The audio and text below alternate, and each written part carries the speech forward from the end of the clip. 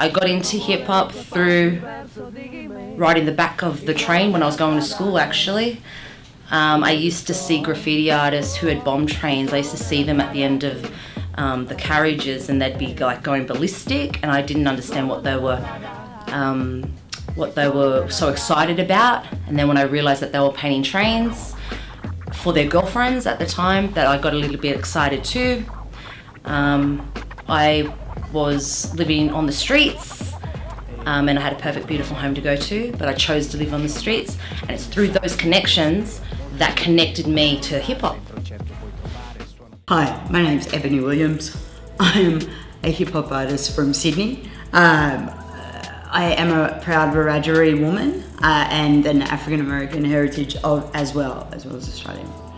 I started out doing the hip hop thing in around 1995.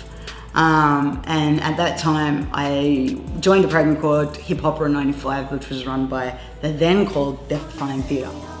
And through those particular interactions, I started to get a sense of Trey and a few other ladies that were doing hip hop at that time.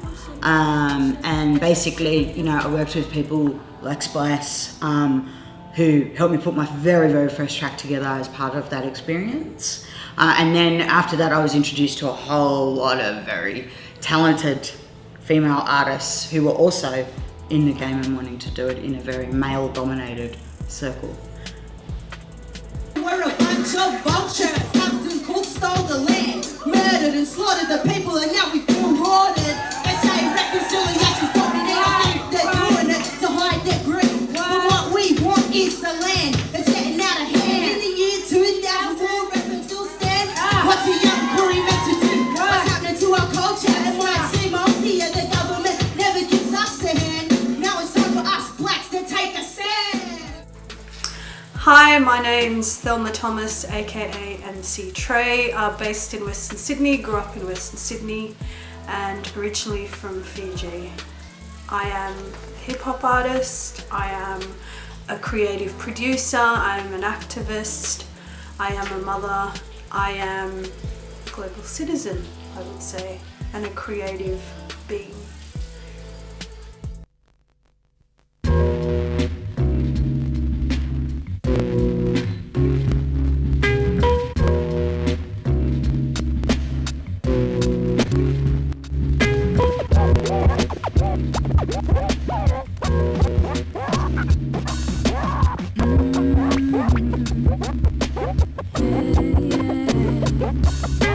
Music in the background as I'm drifting out to sleep. My state of consciousness evolving as I awake from state of dream. Back to reality, mom's banging on the door, she wants a wrench. I mean a cash for drink, cause all I know I think she's sick.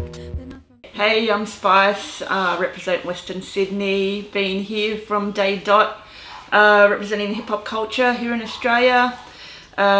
Everything from breaking, MCing to graffiti.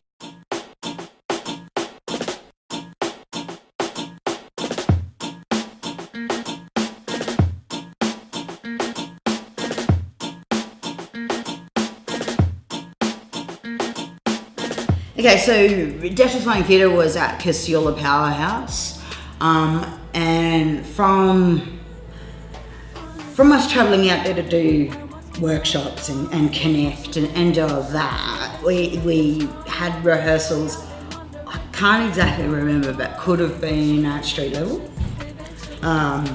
where basically we went, and that's where we really, you know, worked on those songs, and that's where, you know, my connection to Spice came into it, and also, you know, my partnership with Danielle at the time, because we formed our little group 2 Indig, which was great. Well, it was actually 2 in 1 first, and then it went to 2 Indig, which was quite funny. But yeah, so basically we met a whole lot of different people from out that way that helped support us in moving forward. I was dating a graffiti writer who was the king of the lines. He was the king of top to bottoms, king of the rooftops, and he was really good at what he did. And I was dating him at the time, so I learnt some things, and I wanted to be up like he was. So I went out and I tried to build my own name, and through those experiences, I put them into lyricism format, and then I started picking up the microphones, as you would know, in ciphers, and writing lyrics around missions, I guess, activities, graffiti activities that we would do during the evenings. And it was through those experiences, put them into lyricism format, and then jump into the recording studio and started to record. I got into hip hop, wasn't planned. It was, I've always written ever since I was young, actually from primary school in Fiji, writing lyrics, listening to songs on the radio, copying what other people were singing, and trying to memorize lyrics. And in reflection, I was teaching myself how to structure music and how songs were created in melodies. When I migrated to Sydney, grew up around Maryland's Parramatta, I wasn't aware of this hip hop movement. I'd seen hip hop on videos and through movies, but I wasn't aware that things were happening until I started meeting with different artists and groups and going to parties and hanging out, and then people were rapping. I'm like, what are they doing? So I started reciting written things that I'd, copied from existing artists. Like, I thought, okay. And someone was like, you should do your own lyrics. I'm like, yes, I should. So I started, putting in the words that I'd written and then trying to figure out patterns and flows and rhymes. And, we'd just get in there, and there wouldn't be that many females. So that kind of motivated me to think, hold on, boys are doing this, girls should be doing this too. I was dancing at that time. I used to dance and sing, and part of, trying to express through those mediums. So rapping seemed to be like another extension of, telling my story. So with that in mind, I proceed unblind, battling all forces, tagging up rockers. No matter what we've been through, I still look ahead. I'll still be trooping on beside you till the very end. So say what you want, man, it don't faze me. You used to cut me up in the past, not lately. You hate me, you don't have that in you creatively. I still write match you. My first introduction to hip hop was in the very early 80s, but it was something we never even knew what to call it yet, So the first thing was breakdancing. So I was a breaker, more a popper and locker back then. And it was a culture that me and my brother, who's 5 years older than me, experienced at the same time. It was something that we witnessed at the same time and just went on that journey through those early days.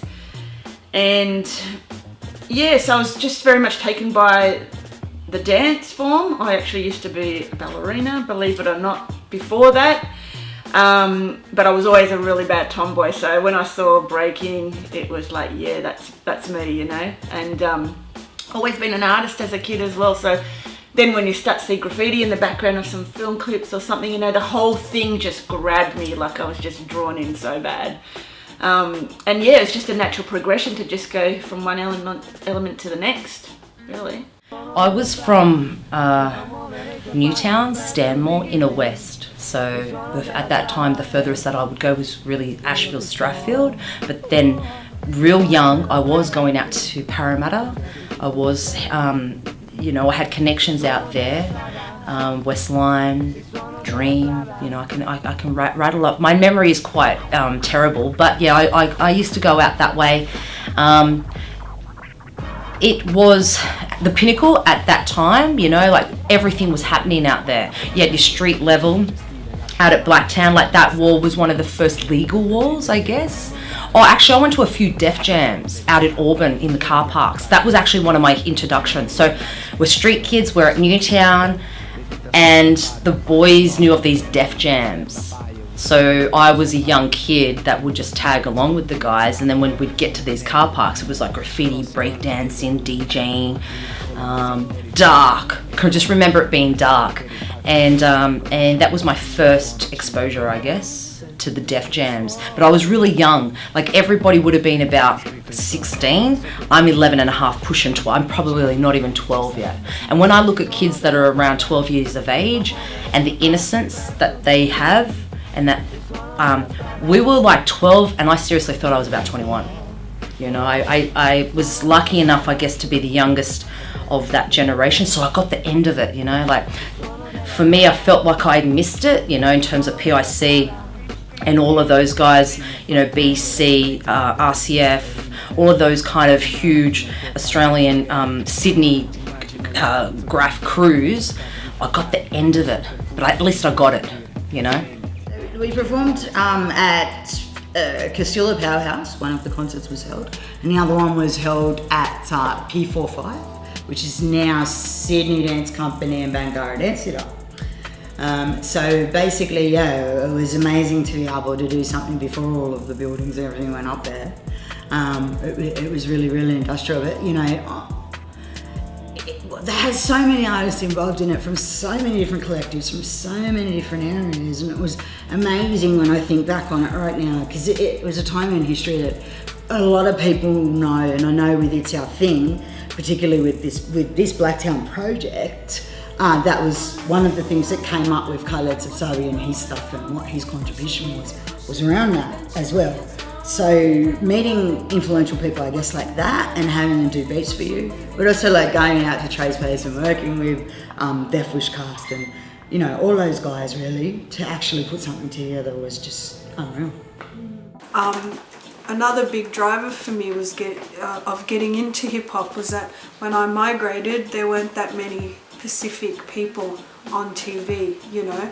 I don't even think there were many football players on TV. We weren't in sports, we weren't reading the news, we weren't involved, you know. So I thought, you know, this is an avenue that I could pursue to try and get more of a multicultural face out in the media. And, you know, I was still quite young, and I thought, okay, possibility. I would go to open mic sessions, and, you know, a friend of mine encouraged me to get up one night, so I got up and did a verse over a Biggie Smalls beat, and then from there got approached to do more shows, and then approached to audition for a TV show. Now this all happened in the space of a few weeks, you know, so I was pretty blessed at that time, and I thought, okay, I could keep going with this, so I did that for a couple of years. And I thought, okay, so I did that TV thing, but at that time I wasn't really as focused as I could have been. You know, you're young, you're going through a lot of things as a teenager, there's all these social issues happening within you, around you. I wasn't very focused at all, you know, so I thought it's just a bit of fun for me at that time. But, you know, in reflection, it's like they're pretty massive achievements, you know, things that people work very hard for, and it seemed like things were just happening. You know, I'd think about it and go, maybe I could do this, and it would happen. So I've been very fortunate through my journey. With music, it was kind of crazy because I was always really absorbed with the electro funk. That was probably the biggest influence, and still is today, is the music side of things that draws my whole passion for hip hop. With that, like, I've always been someone that wrote poetry in school as well. Like, I mean, my one of my high school exams was, we had to write a story, but I wrote the whole thing just as a big poem. And so I was always, you know, poetic. And I just started to write rhymes a lot. Like, it was something that always just, you know, it's something still to today, just, I'll be out somewhere and just lyrics just come in my head, even though I'm not actually emceeing anymore. But, you know, I sometimes just will jot things down, or, you know, it's just something that's just always been there for me. And once friends got wind of me having written some rhymes, it was like, you've got to record, you know. So I was kind of forced to start doing, you know, actual songs. And I remember my first recording ever, I sat underneath a table when I didn't want anyone to look at me, and just started, you know, rapping into a mic. But I just used to be so shy, so I used to, you know, really hide what I did. But yeah, like, it just sort of blew up from there, you know, like, there wasn't really anyone doing it. I think there was only like one other female that was actually rhyming back then, a girl named Bombshell Shelley. And other than that, there wasn't anyone. So as soon as, you know, people heard about that, you know, your name started to get thrown into other conversations, and it just kind of happened from there. So I always remembered Spice because, you know, she was one of the first. I had a connection with Mr. E and with Sir Rec from Death Wish Cast. I mean, I can remember it like it was yesterday. You know, we'd be walking so it was called the Marble back then, but it'd be pretty much like Town Hall near Woolies, and the boys would be there, and they would always try to engage with us. And, you know, we were street kids at that time, and, you know, we thought, are you allowed to swear? Well, we thought our shit didn't stink, you know, and we were just so like involved in criminal activities that we just never really, we're just sort of surviving, I guess, you know, and just finding our own way, finding our own path. And then, you know, Mr. E and Paul Surek would always sort of reach out to us, and yeah, they got us in there. They like, we would go to Petersham, we'd go to the church there, and we would, you know, we would attend, you know, and it was really hard to get us to go there. I mean, there was a crew of like 30, 40 of us, kids under 15, under 16. And yeah, we'd get there, you know, and thanks to them for reaching out. So those guys would like heavily, they were already painting, you know what I mean? They were already MCs. So a really close friend of mine who I grew up with, MC Trey, she was one of the first females that I knew that was an MC. She was a vocalist prior to rapping. She came out, she bombed trains with us. Oh God, I hope I'm allowed to say that. She come out and she painted lines with us, and we used to bomb together, and she always had a good go at everything. And when I sort of started to get serious about stuff, we flatted together down in Bondi, which was pretty awesome. And I just remember her just being so humble about everything. And like, I remember Channel V, so that was like an Australian like sort of Channel V MTV kind of like music kind of show. And I remember when she auditioned for it, and I remember just thinking, you know, just being so blessed to be next to, you know, that type of caliber, and a chick that was opening doors, and the doors weren't even open then. And I'll remember it because it was so hard being a female at that time, but she made it so easy for the rest of us. And yeah, it's definitely got to go down in history, that one. So Spice on the MC tip, Spice, Trey, then I'll put Maya up in the mix. And then I could just go on and on and on. But really, the early days is I've got to give those shout outs to those girls from Sydney. So like, you know, I was obviously in a crew called Rebel Bomb Squad, so I was with RBS. There wasn't many females in that crew. There was Pink, which was Lavinia, R.I.P. She was one of the boys, you know what I mean? Like, she was making the money like all the boys. She was painting, she was getting herself up. She was like knocking out blokes whenever they'd get lippy and stuff like that. So I looked up to her. So, you know, when she bought a pair of kicks, I'd buy two of the same shoe, because I was just like, I love her. I love her style, I loved her fashion, I loved her attitude. She was beautiful, beautiful Tongan woman, and you know, smiling assassin at the end of the day. Like, she like, you know, she had a nice left, right, and a good uppercut. I guess for me, the female hip-hop artist that I worked with at the time and learned about were MC Trey, Maya Jupiter, Phoenix, there was Danielle, Thorn, God, I mean, JC Styles, who's a DJ as well, but gosh, there'd be so many more. We all sort of moved to Mother Tongues as well.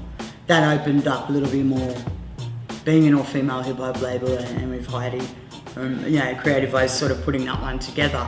That's where we all sort of, I guess, came together and went, hey, you know, like, we're all doing the same things, you know. And we did a trip down to Melbourne, which was great, to perform at that, I can't even remember what the place was called. But, you know, we had a drummer then too, funny, and seen her recently, and it was great. So, yeah. In regards to females, you know, Thorn would be one of the ladies that, you know, I worked with, who used to hang out. We were good friends, you know, we'd run amok together. It was quite a good, you know, we had a very fun childhood. You know, we kind of didn't like rules and did whatever we wanted, and we weren't confined to one state. We would travel all around the country doing whatever we liked, so it was quite good. You know, I looked up to Spice. You know, I'd heard about the work she'd done in the 80s, you know, releasing music and being one of the first females in Sydney, in the country actually. And then, you know, her work as a graffiti artist. She amazed me, you know, that this woman was up there, you know, killing it, you know, better than a lot of the males that were doing things. And it reminded me of Baby Love from the Rocksteady crew and Lady Pink, you know, ladies that were just super talented and holding their own. So that was a bit of an inspiration for me as well. And, you know, and it's the rebellious thing as well. If they say girls don't do this, well, damn, I'm doing it. You can go and cook your food, I'll do that out there. You know, like I kind of had that rebellious streak as well. And it's like, you know, there's gender stereotypes, you know, I kind of was against that from a very young age. With the graffiti, like it's something that me and my brother both, again, got into from the breaking stage, and then, you know, started doing graffiti, and I ended up being the one that always was writing everyone's name. So I actually used to even do outlines, and then other people would go and paint them because I was, you know, not allowed to go out at night or anything like that. You know, my mum was very strict. Plus I was a lot younger than everyone anyway, so, you know, it makes sense. So a really close friend of mine who I grew up with, MC Trey, she was one of the first females that I knew that was an MC. She was a vocalist prior to rapping.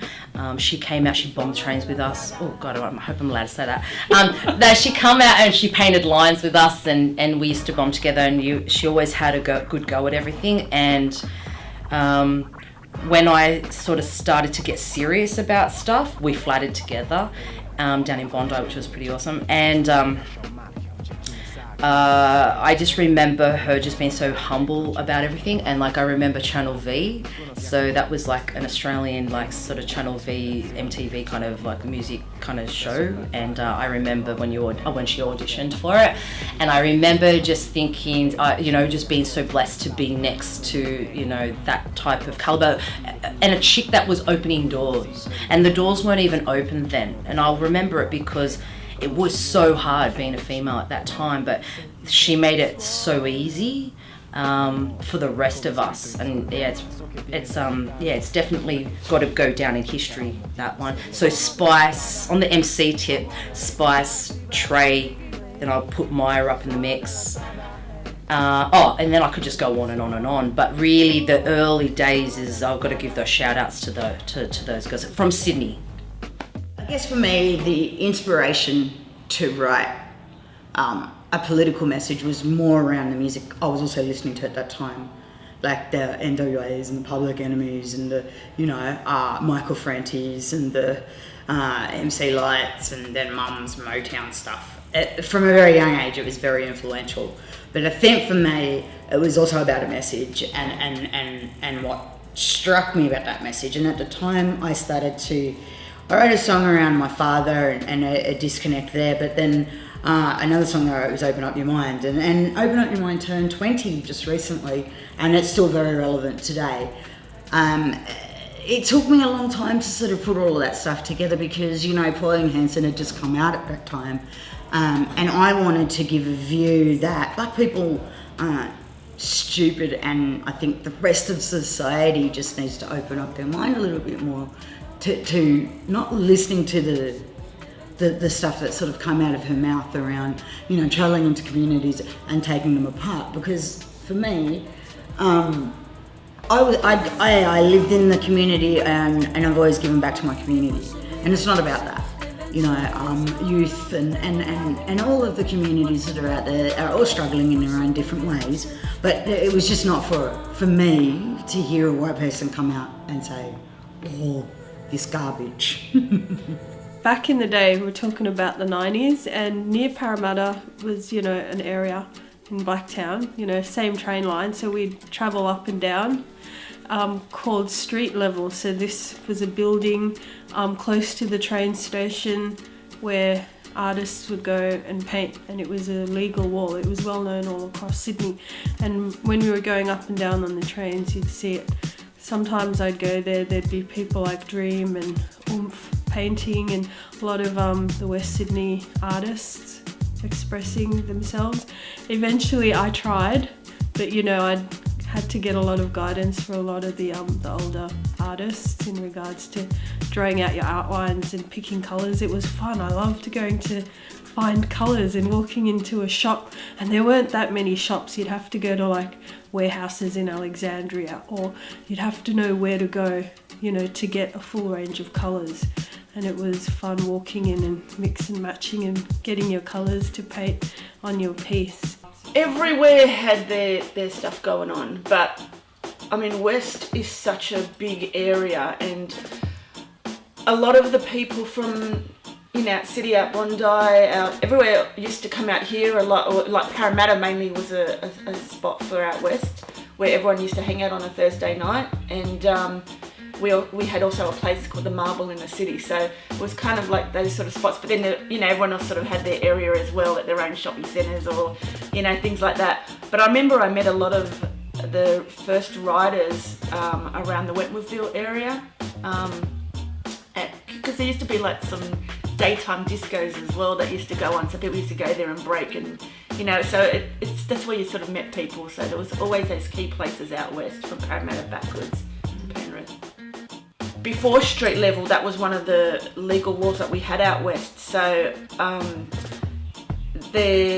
of the first places I painted was on that particular wall that became street level afterwards. So and then that sort of became a spot too that we'd always go back to in the later 80s and 90s as well. There also used to be another wall at Blacktown as well that everyone used to paint, and you know how when they're doing construction they'll put up the whiteboards? When a lot of that started to happen in the Blacktown CBD area, everyone used to go there and paint. So they were actually legal walls back then to paint. So that's when I suppose Blacktown really became its meeting spot, and that was probably around G87ish, around that sort of time. So before I went to Italy, right, I was jumping in ciphers, I was grabbing microphones, I was mic snatching, anything I could, like any night of the week. It was like, these are the years that every night of the week I could go to ciphers. There was 7 nights a week, and I could find a hip hop DJ that would pass the microphone, and obviously the first year was a bit hard, like nobody wanted to give you the mic, and then eventually you just roll up and they just knew, so you get that mic. So then I go to Europe, right, and I jump off the plane, go straight to Ray Uno Radio, which is like one of the biggest radio stations there, and I've never heard my voice back. So like I've just jumped in the ciphers and that's all I've done, and I've heard myself in the speakers, but I've never heard it replayed back to me. So go to Ray Uno, do an interview, and then maybe a week later I jump into the studios, and it was DJ Graffio Suona della Strada, which means the sound from the street, and it was on a major label. So I go in there, attitude to the top, because I did think that my shit didn't stink. In my mind I was a superstar. I was a ghetto superstar. So I took that attitude over to Italy, and they loved me, and so they put me in the studio. I spat out a verse, and my mentality was burn, crush, destroy. I mean, that was Sydney life. Sydney, if you didn't have that mentality, you get eaten up, spat out, chewed up, and you wouldn't last. When I look back and I see who's still around, it's like they breed us differently here, like we're a dying breed, and they grow us thick and strong. And so I go over there, and I definitely put Sydney on the map, because a few riders that went over there, like Demotes and Snarlies and Puddles and all those guys, they went over to Italy and they used to play my songs to them, So like I'd be the Australian featured. So there's 3 Englishes that have the American English, British English, and then I introduced them to Australian English. But really, I'm from New Zealand, born in New Zealand, so we have the same vowels as Italy, which is A, E, I, O, U. So if you go through the Earth's crust, New Zealand is an upside down Italy.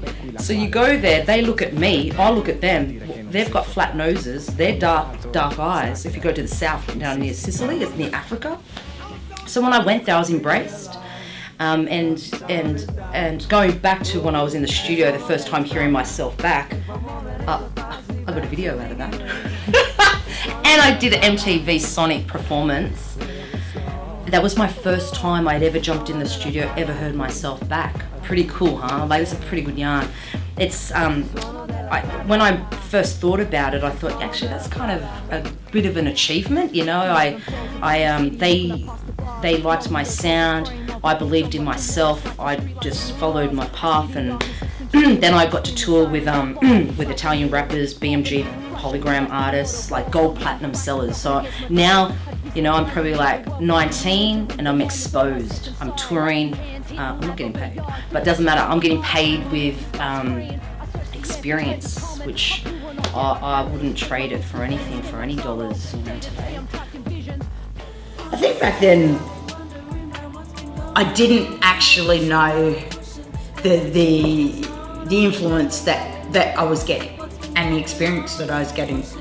And when you're young, you don't kind of think, oh well, when I'm like, you know, in my 30s, I would have accomplished this.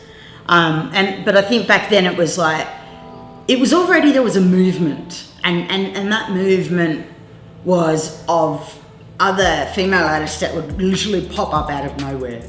And I think with even the cred that you know, that we did way back then, you didn't kind of realise how far it was going until someone would come up to you in the community and go, oh wow, I seen your photo in this. You know, I seen you and Trey on the front cover of the Sydney Morning Herald Metro. I seen you in Rolling Stone magazine. You looked amazing. You know, and it's those little things, but also the performances that we did time and time again, turning up to all the different festivals, gigs, you know, you didn't get paid very much, but you did it because of the love. You did it because you wanted to empower young people, specifically female young people, to actually be able to stand up and say, hey, this is what we're doing, so come be part of it. There were quite a few, you know, ladies that were doing things, you know, back then. The one that, you know, was one of the first women to, you know, rap and do graffiti was Spice. So she was well known all across the country and originally from Western Sydney, still based in Western Sydney. You know, and even to this day, I mean, she's laid foundations for many women and just, you know, hip hop in general in Australia with the graffiti side of things, with the music, but then also giving back to the community through her youth work project. So that was quite good. And in regards to Thorn, man, I vaguely remember, you know, meeting her, but we were, that was in our rebellious days, so we'd run amok quite a bit and, you know, would love painting and getting up to mischief here and there, travelling around the country. You know, these young girls that were, barely, you know, 18, in our teens, running around, but yeah, it was quite good. We had a lot of fun and, you know, I'm proud of what she's achieved. You know, we're both kind of working in the community sector and again giving back to others because, you know, we've come through a bit of a journey. If we look around at our peers now who's doing what, you know, a handful aren't with us today, a handful have excelled in their art forms, whether it be through music, visual arts, graffiti, DJing, dance, but then most, you know, haven't been able to continue sharing their stories through hip-hop cultures.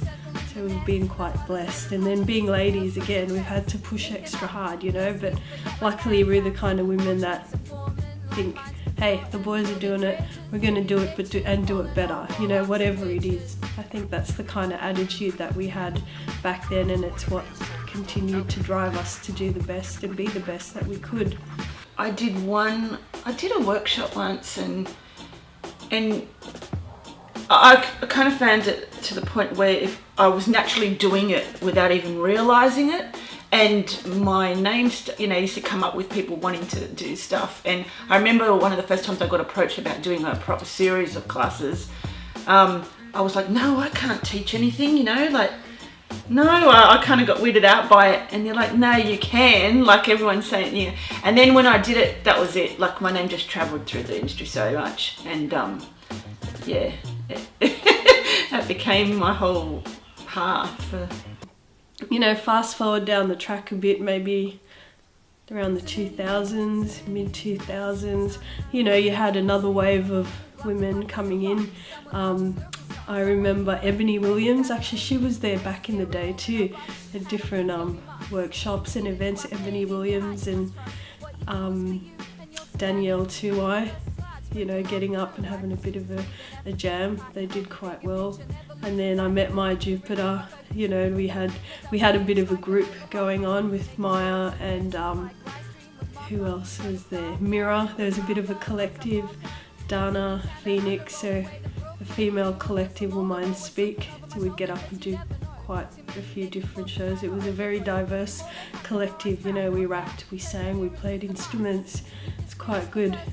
And then later on, Maya and I had a group called Foreign Heights, so we had quite a bit of fun with that, travelling around the country again and, you know, doing a lot of shows and getting the ARIA nomination for one of the singles, which was quite good.